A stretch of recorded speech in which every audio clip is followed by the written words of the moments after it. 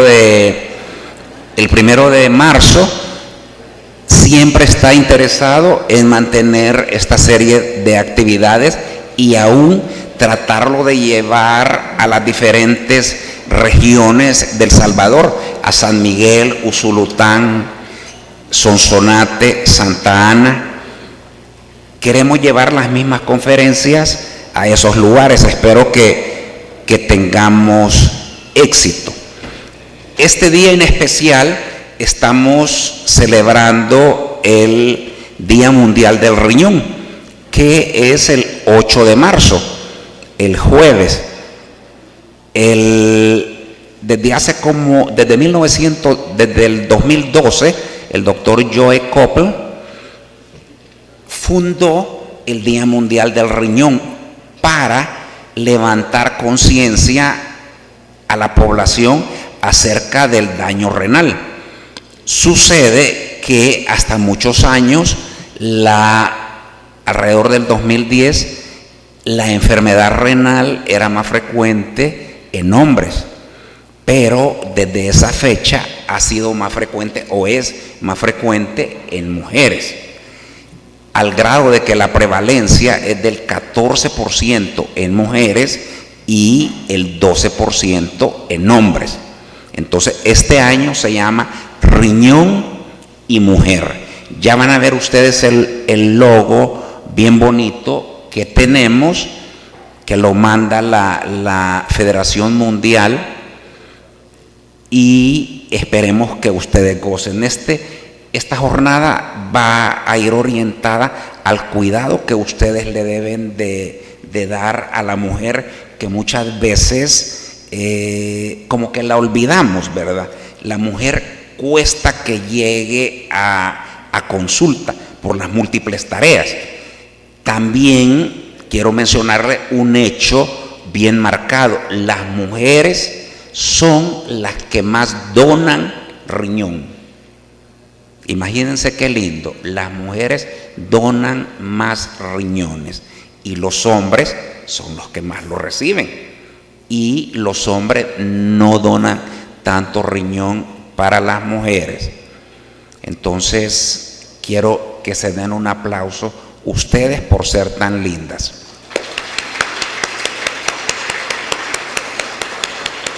Quisiera presentarles al doctor Eliseo Guzmán en representación de la Asociación Salvadoreña de Nefrología e Hipertensión Arterial del Salvador. Hola, doctora Torres. Ella también es de la asociación. Buenos días tengan todos. En nombre de la Asociación de Nefrología e Hipertensión Arterial del Salvador les damos la más cordial de las bienvenidas. Ya se vuelve una tradición esta actividad en marzo de cada año, en donde la Asociación de Nefrología pues toma bien el llamado que el Colegio Médico hace a hacer educación médica continua, y siempre en el marco del Día Mundial del Riñón, una actividad que es una iniciativa de la International Society of Nephrology, la ISN, que pues está consciente de la problemática de la enfermedad renal a nivel mundial. Este año ha tocado en suerte, ya que es el segundo jueves de marzo de cada año, ha tocado en suerte justamente el día 8 de marzo, que coincide con el Día Internacional de la Mujer. Desde la Asociación de Nefrología e Hipertensión Arterial, un saludo afectuoso para todas las mujeres, ¿verdad? Un aplauso para ustedes, que se esfuerzan tanto en esta labor médica. Y como decía el doctor Ticas, pues es problemático el hecho de que la mujer está siendo sumamente afectada por la enfermedad renal. Y estas situaciones que vienen a considerarse acerca también de lo que él mencionaba: las mujeres son más donadoras, tienen menos acceso a trasplante, tienen menos acceso a terapia renal sustitutiva. Entonces, todas estas problemáticas vamos a tratar de ventilarlas un poco en esta jornada. Así que bienvenidos todos, damos por inaugurada la jornada, y en honor al tiempo, vamos a iniciar con la primera de las ponencias. Me permito, por lo tanto, presentar para ella al doctor Roberto Armando Ticas. Él es médico graduado de la Universidad de El Salvador, con posgrado en medicina interna en la Universidad de Columbia, en Nueva York, posgrado en nefrología e hipertensión arterial también de la Universidad de Columbia, y un posgrado de trasplante renal en niños en el College de Londres, en Inglaterra. Ha tenido múltiples cargos aquí a nivel nacional e internacional, pero actualmente es nefrólogo en el Hospital Nacional de la Mujer, y él pues iniciará esta jornada con el tema nefropatías en el embarazo.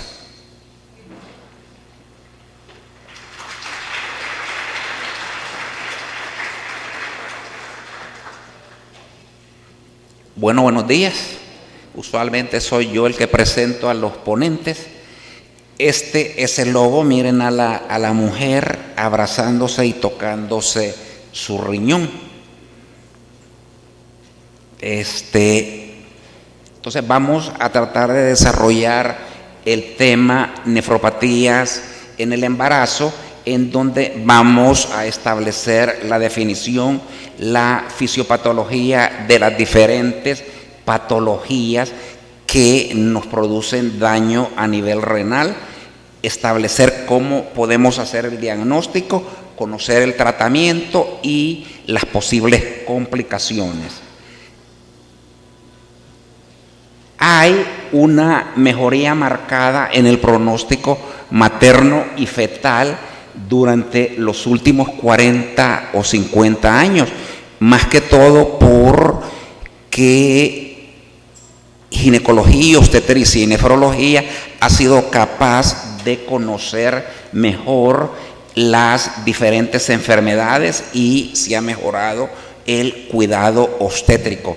Posteriormente el doctor Soto les va a hablar de la gran bomba de los embarazos, que es la preeclampsia, que tanto daño hace a la mujer y al hombre y a los niños. Los desórdenes en el embarazo son múltiples, pero van desde una bacteriuria asintomática hasta una enfermedad renal crónica que requieren terapia sustitutiva renal. Vamos a tener una plática en donde se va a hablar de infección de vías urinarias en embarazo. Estas son las múltiples patologías que tenemos en el embarazo.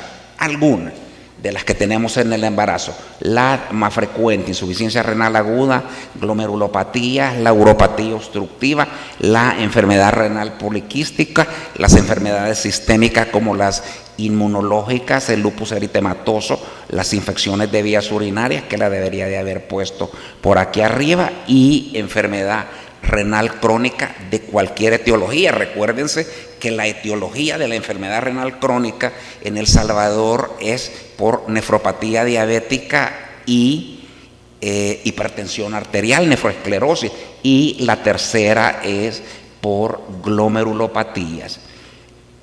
La insuficiencia renal crónica ha disminuido en los países llamados desarrollados, pero esto es porque ellos han legalizado el aborto y tienen menos complicaciones infecciosas. En nuestro país, que el aborto no está legalizado, siempre sigue el aborto causando el aborto séptico, un gran problema en los hospitales regionales y el hospital de maternidad. Pero aún así ha existido una disminución adicional, pero esto se debe a los controles prenatales, a una detección temprana de los problemas. Esta insuficiencia renal aguda nos lleva rápidamente a un problema de abrupcio de placenta o un estado de preeclampsia.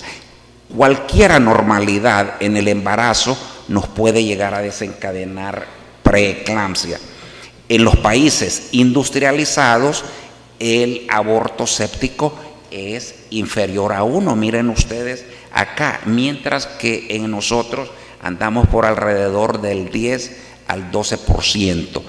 Pero las causas de la insuficiencia renal aguda en todo el mundo son hemorragia obstétrica, preeclampsia grave y los abortos sépticos.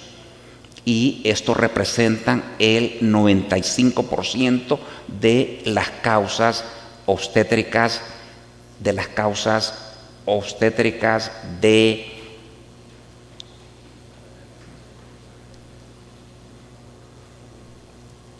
de insuficiencia renal aguda. Hicieron en Suecia un análisis por 22 años y tampoco en ellos había cambiado la etiología: hemorragia uterina, preeclampsia y abortos sépticos. La tasa de mortalidad materna es del 14% y hay una alta incidencia de que las pacientes evolucionen a necrosis renal cortical bilateral. Esto es, que no se recuperen. Una de las características de la insuficiencia renal aguda es que se recuperan a los 21 días. Hagamos lo que hagamos. Nosotros lo que tenemos que hacer es evitar sustancias nefrotóxicas, AINES, y mantener una buena hidratación. Si somos capaces de mantener eso, el paciente se recupera usualmente en 21 días. Pero algunos de ellos no se recuperan porque la hipoxia o el daño ha sido tan severo y llegamos a una necrosis cortical renal bilateral. Antes que todo, quisiera que esta diapositiva quedara en la cabeza de ustedes, porque muchas veces nos preguntamos nosotros: ¿esta es una insuficiencia renal aguda o es crónica? Yo diría que no es fácil detectarlo, pero diapositiva nos puede ayudar. Historia: en la aguda esta va de días a semanas, el otro es crónica, en meses. Hemoglobina en la aguda es normal, en la crónica está baja. El tamaño renal es normal en la aguda, están pequeños en la crónica. Recuerden, el tamaño renal normal es de 9x4, más o menos 0.5. Entonces va de 8.5 a 9.5, 3.5 a 4.5. Si es menos de eso, estamos ante riñones pequeños. Toman radiografía de huesos largos y vemos si hay osteodistrofia renal, que no va a haber en la aguda, sí en la crónica. Neuropatía periférica en la crónica, y la creatinina sérica va a ir variando en la aguda hasta caer, mientras que en la crónica se mantiene siempre presente. Entonces, si nosotros podemos recordar esta diapositiva, entonces vamos a ser capaces de detectar la enfermedad renal aguda y crónica. Pero el problema es las nefropatías en el embarazo. Entonces, esta publicación del 2014 nos dice que un gran número de enfermedades glomerulares pueden ocurrir durante el embarazo. Y esta es del 2017, que dice que el embarazo es una gran oportunidad para detectar enfermedad renal, mientras que parece que nosotros no lo hacemos. La paciente está llegando a nosotros cada mes, entonces debemos de detectar la enfermedad renal. Entonces, no se les olvide que el embarazo es una gran oportunidad para detectar la enfermedad renal. Entrando ya en materia, las nefropatías en el embarazo. Cuando las mujeres están con enfermedad renal crónica, están en diálisis, están en terapia de sustitución renal, entonces ellas tienen la oportunidad de embarazarse, si están bien dializadas, de 1.5 al 4% de las ocasiones, y alrededor del 25% de estos embarazos llegan a feliz término. Pero los niños tienen problemas de prematuridad, tienen problemas de bajo peso, tienen problemas de parto prematuro y de retraso en el crecimiento intrauterino. Y la mujer, una alta posibilidad de desarrollar preeclampsia, que va a agravar aún más estos problemas. Recuerden esto, los niños de mujeres preeclámpticas o de enfermedad renal van a tener enfermedad renal. O sea que ustedes deben de tamizar a esos niños. Creatinina, examen general de orina y preguntar si tuvieron preeclampsia. Pero hay otras veces que los pacientes o las pacientes tienen enfermedad renal y no están en diálisis, sino que tienen una creatinina un poco baja, alrededor menos de 3, entonces salen embarazadas. Entonces, el riesgo de tener problemas en estas mujeres que están con enfermedad renal, pero no en diálisis, el riesgo va a depender de acuerdo al estadio de enfermedad renal que ellos tengan. Recuérdense los 5 estadios del 1 al 5. Entonces, mientras mayor sea el grado o el estadio de enfermedad renal, mayor problemas va a tener esta paciente. Y si esta paciente sigue su embarazo, va a tener 2 posibilidades. Una, que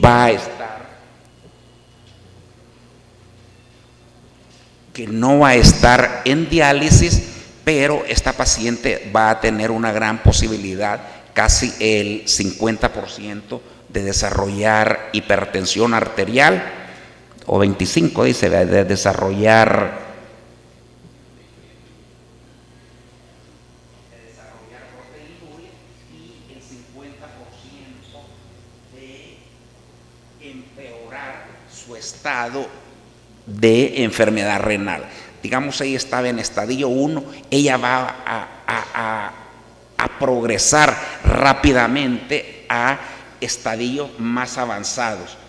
Las pacientes que están embarazadas, para el bienestar del niño, nosotros debemos de comenzar a dializarlas tempranamente, cuando tienen un funcionamiento renal cerca del 25%, no cerca, en 25%.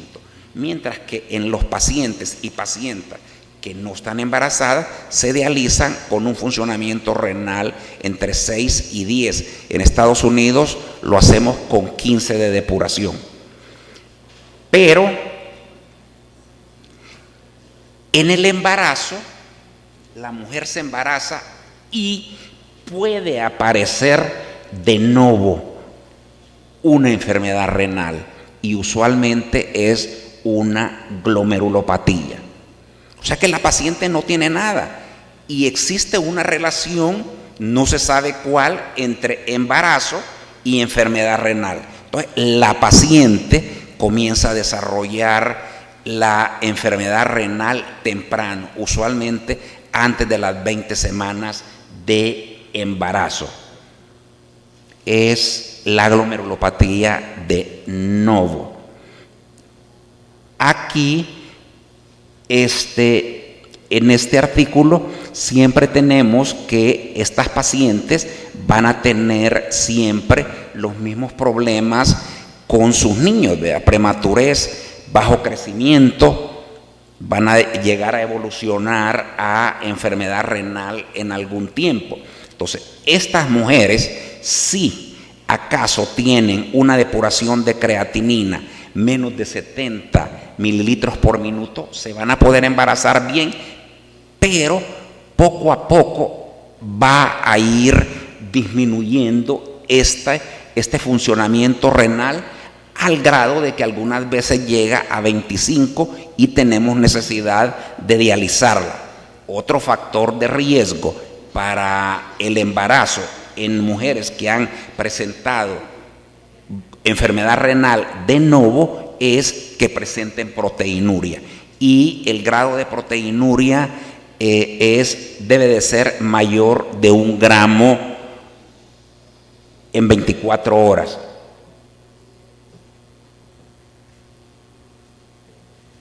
Estas pacientes entonces también tienen 2 posibilidades: que se les haga diálisis y que no se les haga diálisis. Si tenemos un funcionamiento menor de 25, no le hacemos diálisis y se sigue y va a llegar a un feliz término, pero con estas complicaciones. Si se les hace diálisis, también es probable, mejor dicho, siempre, casi siempre llegan a feliz término, pero siempre con estas complicaciones. En el hospital de maternidad, que es donde yo trabajo, estamos dializando tempranamente y los pacientes han evolucionado bien, gracias a Dios. Para hacerles fácil comprender el diagnóstico de las enfermedades renales en el embarazo, vamos a hablar claro.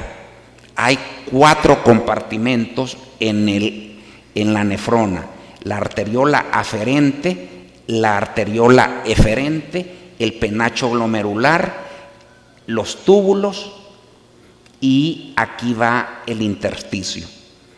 Entonces, si son 4, para hacérselo más fácil, lo vamos a dividir en 2: glomerular, que va a incluir las arterias, y túbulo intersticial. Aquí lo tenemos más fácil. Este es el penacho glomerular, arteriola aferente, arteriola eferente. Entonces, glomerular y túbulo intersticial. Las enfermedades del riñón son esas. Por eso me hice nefrólogo, porque es bien fácil, ¿verdad? Solo 2 tipos de patología. Entonces, si usted, aquí tienen glomerular y aquí túbulo intersticial. Si el paciente tiene edema o proteinuria o hematuria o hipertensión, como pueden ver, la paciente probablemente tenga una glomerulopatía. Pero si el paciente o la paciente, tiene trastornos en el pH urinario, trastornos ácido-base o trastornos electrolíticos, alto sodio, alto potasio, alto cloro, bajo cloro, alto calcio, bajo calcio, entonces esta paciente probablemente tenga una nefropatía túbulo intersticial. Entonces, desde que nosotros agarramos nuestra paciente, debemos, antes de referir al paciente al nefrólogo, deben decir: esta paciente tiene una enfermedad glomerular o es una túbulo intersticial. Ya nos ayudaría. Entonces, lo que más nos asusta: no debe de haber proteína en la orina. No debe de haber proteína en la orina. Recientemente, la doctora Torres, ahí en la mesa, nos dio una plática de microalbuminuria. Microalbuminuria es lo que no debemos de tener. Entonces, no microalbuminuria es proteína menos de 30 microgramos en la orina. Cuando ya salen las proteínas en la orina, ya es microalbúmina positiva. Son muchas las glomerulopatías secundarias manifestadas por la proteinuria que se manifiestan en el embarazo, pero las más frecuentes son las enfermedades, se las voy a decir con orden, es la esclerosis focal y segmentaria. Yo le tengo miedo a esta enfermedad, esta es la que más temo yo, la nefropatía membranosa y la de cambios mínimos. Existe también la membrano proliferativa. Estas son enfermedades primarias y enfermedades secundarias, como pueden ver, la preeclampsia, que un colega nos va a hablar posteriormente, la nefropatía diabética, el lupus eritematoso. Las pacientes con lupus se embarazan y aflora más el daño en el riñón, y la nefroesclerosis debido a una hipertensión arterial. Entonces, esencialmente vamos a hablar de nefropatías, que es lo más frecuente que encontramos en el embarazo. Recuerden esto, proteinuria nefrótica, cuando tenemos una excreción de proteínas en la orina más de 3.5 gramos por 1,73 metros cuadrados de superficie corporal. Y la etiología son glomerulopatías. Si acaso tenemos proteinuria no nefrótica, esta también puede ser por glomerulopatía, pero también van las nefropatías túbulo-intersticiales. Proteínas en la orina de una mujer embarazada significa problema. Esta placa es vieja, pero se las traigo adrede. Anteriormente, hasta hace como 15 años, la glomerulopatía más frecuente era la glomerulopatía membranosa. Luego la esclerosis focal y segmentaria, la membranoproliferativa y la de cambios mínimos, que es la que se da en niños. Pero esto ha cambiado. La esclerosis focal y segmentaria ha pasado a primer lugar y la membranosa a segundo lugar. ¿Por qué? Porque estamos globalizados, porque somos obesos, porque tenemos más hipertensión, porque comemos el Big Mac, ¿verdad? De 3 líneas de proteínas. Entonces, ha aumentado la cantidad de proteínas que nosotros comemos, y entonces nos llevamos a desencadenar una glomerulopatía. Quisiera contarles que hay un doctor, o había un doctor, porque ahora ya se murió, que ya se me olvidó el nombre, era un italiano. Entonces, los italianos son muy buenos en glomerulopatía. Entonces, en los 60 dejaron que evolucionaran estas enfermedades. Dejaron su evolución normal, sin hacer nada. Entonces, cada enfermedad glomerular tiene un tiempo de cuándo va a llegar a insuficiencia renal o a enfermedad renal terminal. Por ejemplo, la glomerulopatía de cambios mínimos usualmente no lleva a insuficiencia renal. Luego mencionamos voy a ir por las más graves, la esclerosis focal y segmentaria lleva a insuficiencia renal en 7 años y medio. Y si esta nefropatía se presenta en HIV, lleva en 3 años. Y si tiene síndrome nefrótico en HIV, en 1 año y medio.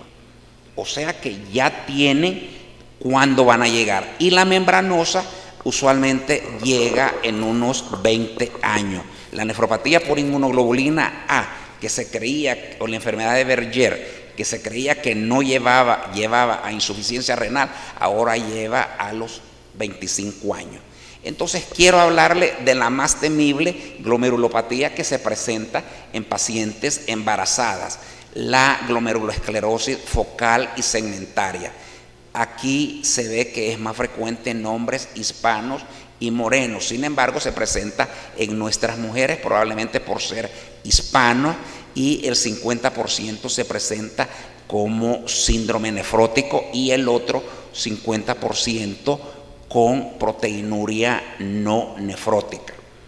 Y puede ser primaria y secundaria. Como pueden ver aquí que les decía, es el HIV y tiende a la cronicidad por 7 años y medio. Pero es bueno recordar que es frecuente, la más frecuente ahora, 50 proteinuria no nefrótica, 50 proteinuria nefrótica. Cualquier presencia de proteinuria, microalbuminuria, proteinuria no nefrótica, proteinuria nefrótica, nos lleva a progresar a enfermedad renal crónica. Quiten esa proteinuria ustedes con tratamiento. Y aquí tenemos cuáles son las patologías frecuentemente asociadas con glomerulosclerosis focal y segmentaria, la uropatía obstructiva con reflujo, el HIV y aquellos pacientes adictos a la heroína, pero no los que se inyectan, sino los que ya no tienen vena y se inyectan en la piel para que se absorba. A ellos se les hacen tamaños nódulos. Creo que aquí no tenemos tanta adicción a la heroína, es mi impresión, pero los indicadores de mal pronóstico es cuando el paciente ya tiene elevada la creatinina. Entonces, a partir de ahí comienza ya el deterioro de la esclerosis focal y segmentaria. Aquí miren ustedes cómo hay acumulación, miren cómo hay acumulación de material. Aquí lo tienen, el glomérulo, aquí con sus nódulos, con la esclerosis, no todo el glomérulo y no todos los glomérulos. Aquí hay otro que está cerca del ilio. Aquí tienen otro, aquí tienen otro. Les presento muchas diapositivas de esto, pero es para que se les vaya quedando en los ojos y para que vayan recordando a la que yo le tengo más miedo, a la esclerosis focal y segmentaria. La membranosa me lleva a enfermedad renal terminal en unos 20 años, era la más frecuente en adultos y se presenta de 35 hasta los 80 años. En niños apenas el 4%. El 70% se presenta con una gran presencia de proteinuria nefrótica. Usualmente los valores andan en 10, 15 gramos en proteína de 24 horas, pero evolucionan a insuficiencia renal en forma lenta. Y hay enfermedades asociadas, el lupus, Sjögren, enfermedades del tejido conectivo, dermatomiositis, la artritis reumatoidea y también Hodgkin y cánceres sólidos. Y aquí tenemos algo bueno. Ustedes pueden detectar el cáncer sólido y detectan la glomerulopatía.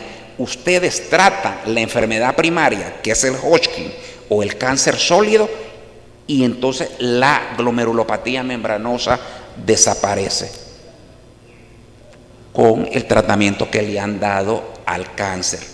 La membranosa, el síndrome nefrótico persiste, es duro tratar esta membranosa y está con estudio con caídas, recaídas, sano, recaídas, sano, recaídas. Entonces es bastante difícil de hacer su seguimiento y, como ya mencionamos, puede ser primaria o secundaria. Estas se presentan en embarazada. Tenemos que hacerle biopsia en embarazada porque esto es antes de las 20 semanas del embarazo.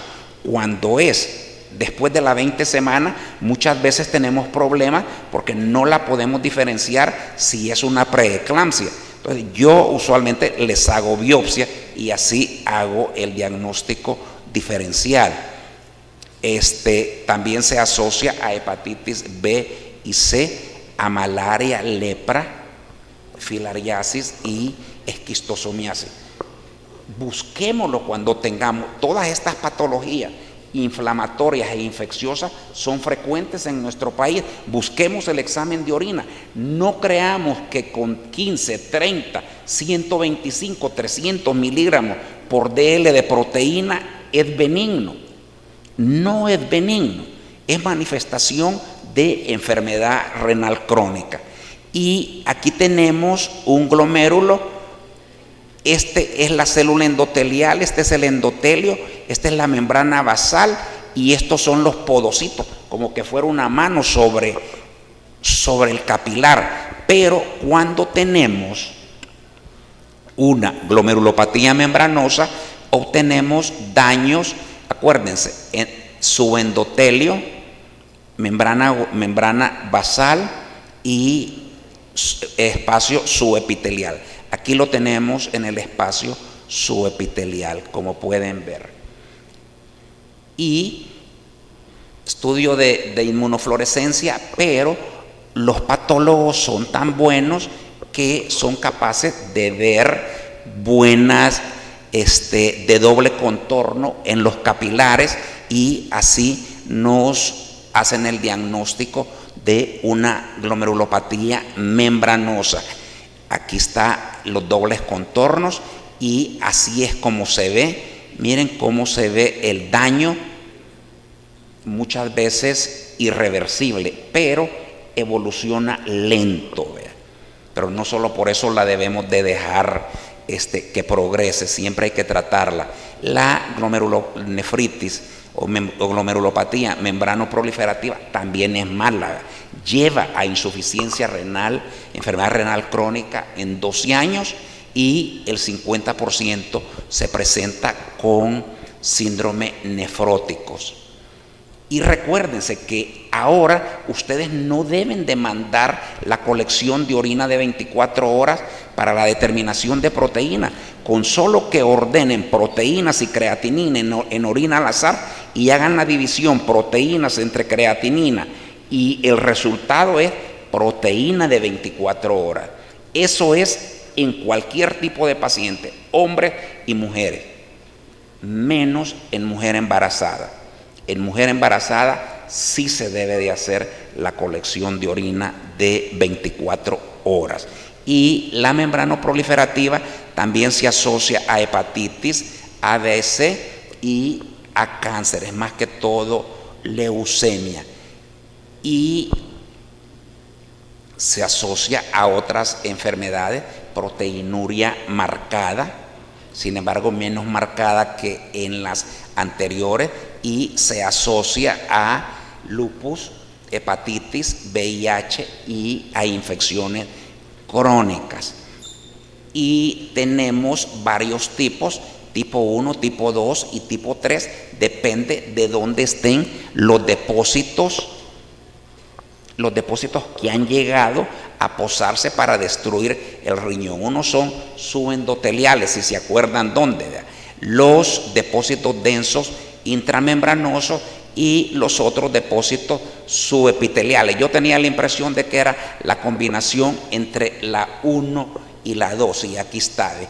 Los depósitos subepiteliales, los de la membrana basal y los subepiteliales. Así es como por medicina, por microscopía electrónica, nosotros somos capaces de hacer los diagnósticos de las diferentes glomerulopatías. Los nefropatólogos de aquí se las inventan mucho para darnos unos buenos diagnósticos. Y aquí tenemos una membranoproliferativa ya con destrucción total del endotelio, membrana glomerular y su espacio subepitelial. Y la de cambios mínimos, nefrosis lipoidea. Aquí tenemos una buena gráfica. Aquí tenemos un capilar, célula mesangial, y estos son los podocitos.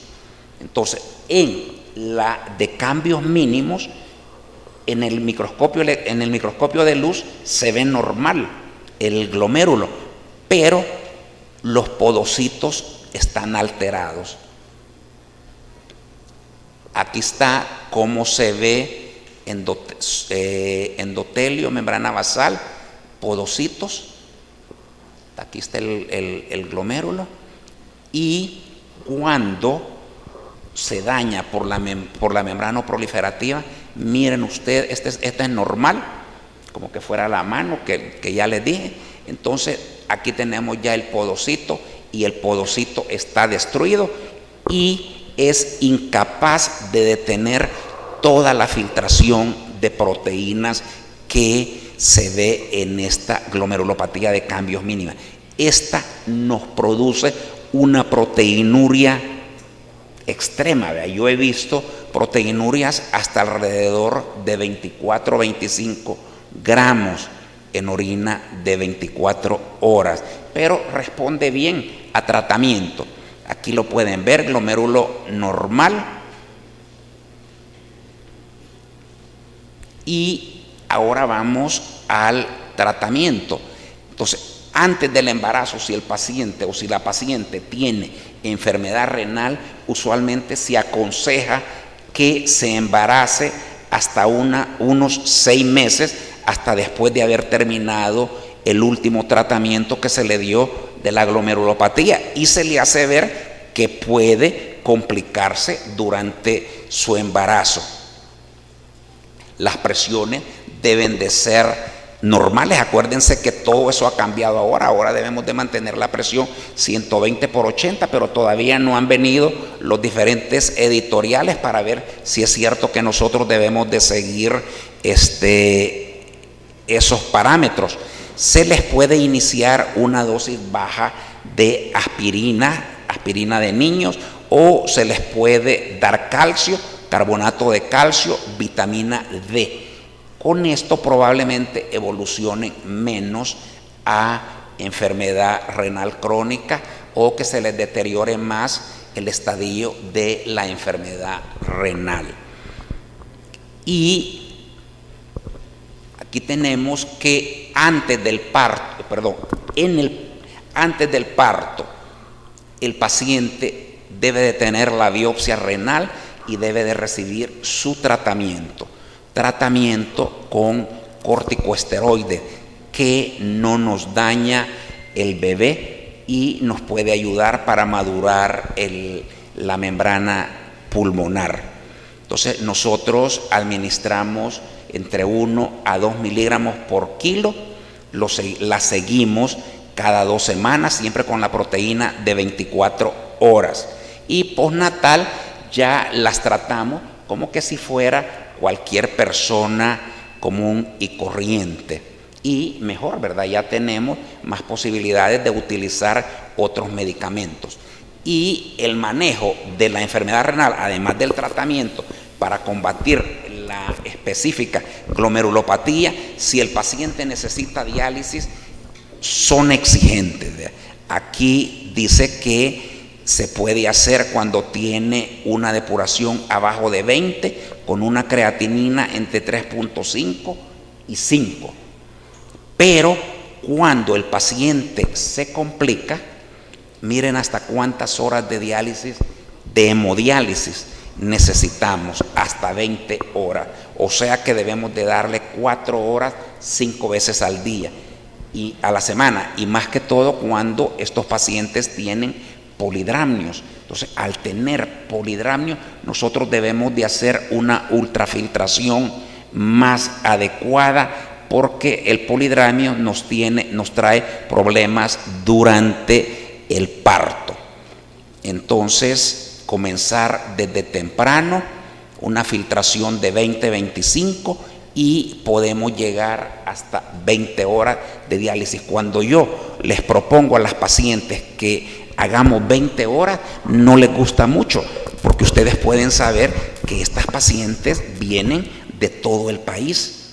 Entonces vienen de lejos, de La Chadura, vienen de San Miguel, de Morazán. Entonces estar viniendo todos los días realmente es bastante difícil para ellos, pero si se les menciona que es por su niño, entonces son capaces de hacerlo.